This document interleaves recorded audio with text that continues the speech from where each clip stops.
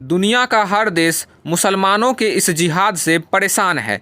भारत भी जिहादी आतंक का शिकार है और जब भी भारत में कोई जिहादी आतंकवादी वारदात करते हैं तो हर बार सख्त कार्रवाई करने के दावे किए जाते हैं।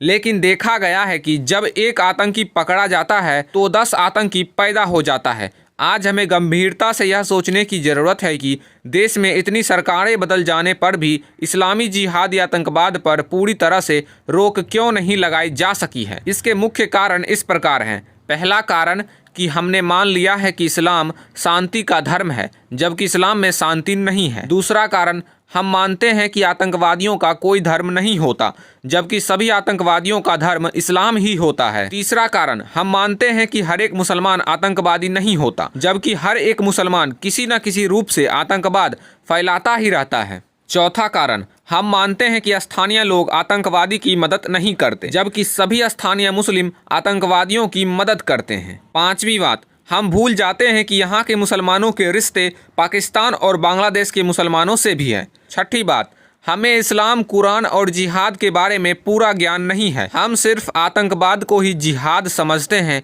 जबकि मुसलमान के जिहाद के बहुत सारे तरीके हैं। तो चलिए जानते हैं जिहाद के उन 4 तरीकों के बारे में जो हर एक मुसलमान करता ही करता है। हर एक मुसलमान कैसा भी हो, कहीं भी रहता हो, वह हमेशा मनसा, वाचा या कर्मणा किसी न किसी प्रकार जिहाद के इन 4 तरीकों में से पहले 2 तरीकों का प्रयोग जरूर करता रहता है और मौका मिल जाने पर बाकी 2 और तरीकों का प्रयोग करने से भी नहीं चूकता है। यह तरीका इस प्रकार है। पहला, जिहाद विल कल्ब, अर्थात मन से जिहाद, अपने दिलों में सभी गैर मुस्लिमों के प्रति घृणा रखना और सदैव उनका अहित चाहना। दूसरा, जिहाद विल कलाम, अर्थात वचन से जिहाद, गैर मुस्लिमों पर झूठे आरोप लगाना, उनकी निंदा करना और उनके अखबारों में उनके खिलाफ लिखना। तीसरा, जिहाद बिल यद, अर्थात कर्मों से जिहाद, हिंदुओं के धर्मस्थान तोड़ना, अपवित्र करना, हिंदुओं के आयोजनों में बाधा उत्पन्न करना। चौथा, जिहाद बिस्सैफ, अर्थात शस्त्रों से जिहाद,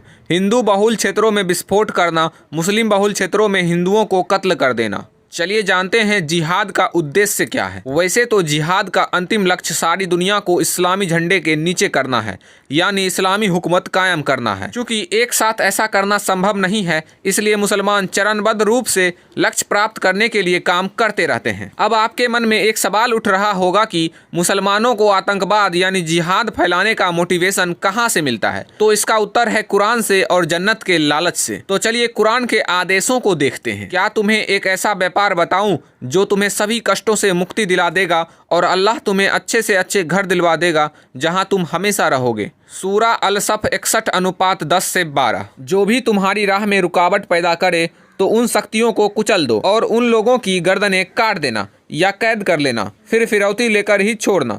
सूरा मोहम्मद 47:4। सभी गैर मुस्लिम पुरुष और स्त्रियां एक जैसे होते हैं जो तुम्हें इस्लाम से रोकते हैं। सूरा तौबा 9:67। मुस्लिम देशों के जिहादी गैर मुस्लिम देशों में रहने वाले जिहादियों की सहायता करें। ऐसा करना मुसलमान के लिए अनिवार्य है। सूरा अनफाल 8:72। दर्शकों से विनम्र निवेदन है कि सेकुलरिज्म का चश्मा उतार कर इस वीडियो को अपने दिमाग में याद रखें और अपने दोस्तों और रिश्तेदारों को भी इसके बारे में बताएं। मैंने तो यथासंभव वीडियो बनाकर अपना कर्तव्य निभा दिया। अब आप भी भारत को इस्लामी जिहादी से मुक्त करने में आगे बढ़िए, वरना आने वाली पीढ़ी हमें हमारी उदासीनता के लिए कोसती रहेगी।